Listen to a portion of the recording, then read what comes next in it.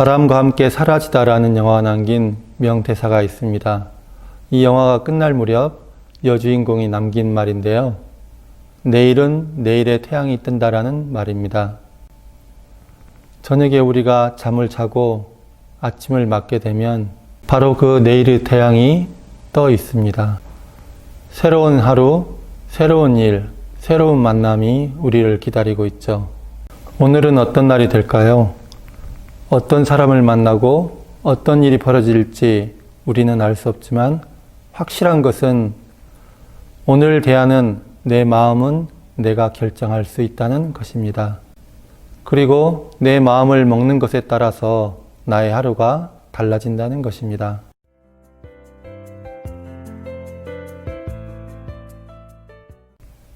임종이 가까운 어머니가 어느 순간 눈을 뜨고 딸을 똑바로 쳐다봤습니다. 그리고 이렇게 말을 했습니다. 얘야, 엄마는 평생토록 엄마가 뭔가 잘못되었다고 생각하며 살았단다. 그리고 어머니는 영영 깨어나질 못했습니다. 사람이 범하는 모든 오류 중에 가장 핵심이 되는 것은 열등감입니다. 자신을 무가치한 존재로 생각하며 많은 것들을 놓치며 삽니다. 딸은 어머니의 유언을 듣고 자신이 지금까지 어떤 삶을 살아왔는지 되돌아보게 되었습니다. 열등과 자책의 순간에 어머니의 유언을 돌아보면서 후회하지 않는 삶을 살고자 했습니다. 어떤 분이 저에게 물어왔습니다. 저는 쓸모가 있는 사람일까요? 쓸모가 없는 사람일까요? 여러분 같으면 어떻게 대답하시겠습니까? 내 존재의 가치는 월급에 의해서 정해지는 것이 아닙니다. 집 크기로 정해지는 것도 아닙니다.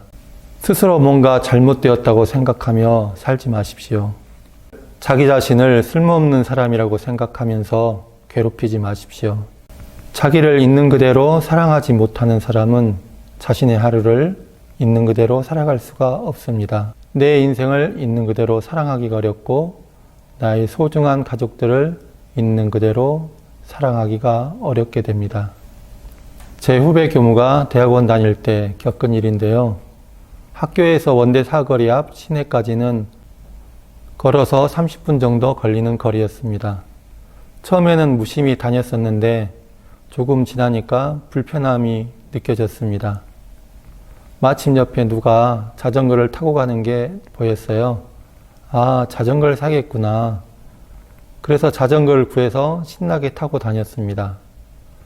근데 그렇게 자전거를 신나게 타고 다녔는데 얼마나 지나니까 자전거 타고 다니는 불편함이 느껴졌습니다. 근데 마침 또 그때 오토바이가 지나가는 것을 보고 오토바이를 사야겠네 라는 생각이 들었어요.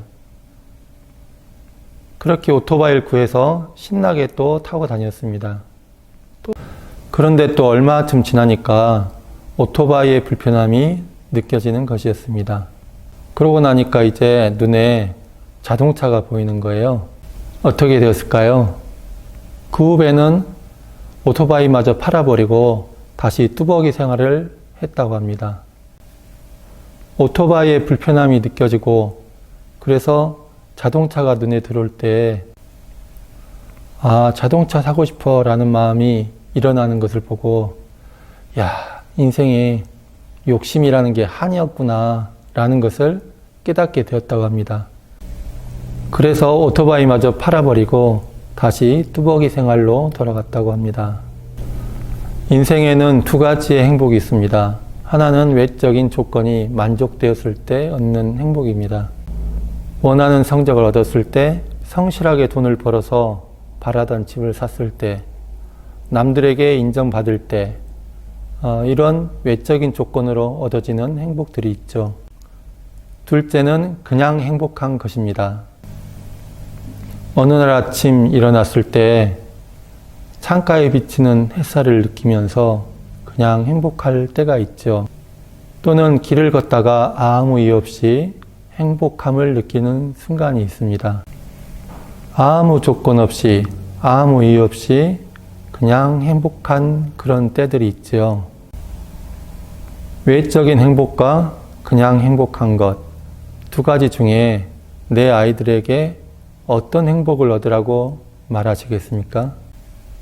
사람은 그냥 행복할 수 있을 때 비로소 외적인 조건에 휘말리질 않고 그것들을 선용하며 살 수가 있습니다.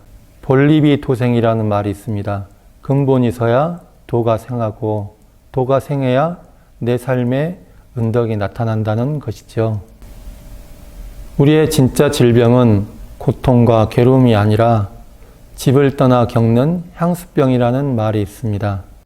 우리의 집은 무엇일까요? 우리의 집은 본성입니다. 본성이란 집에 있을 때는 지금 있는 그대로의 것에서 행복할 수가 있습니다. 그때는 삶에 전혀 부족한 것이 없습니다. 그냥 행복하지요. 아담과 이브는 원래 천국에서 살고 있었습니다. 그런데 선악과를 따먹고 에덴 동산에서 추방을 당하죠. 선악과는 한마디로 분별입니다.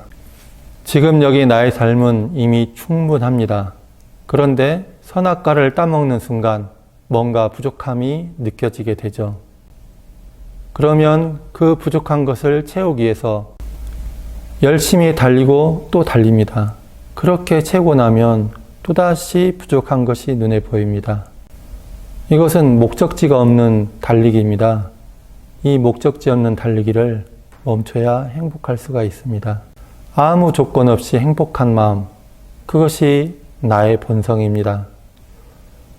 있는 그대로 사랑하는 마음, 그것이 나의 본성이죠. 그 집에 돌아왔을 때 사람은 비로소 평화를 얻습니다.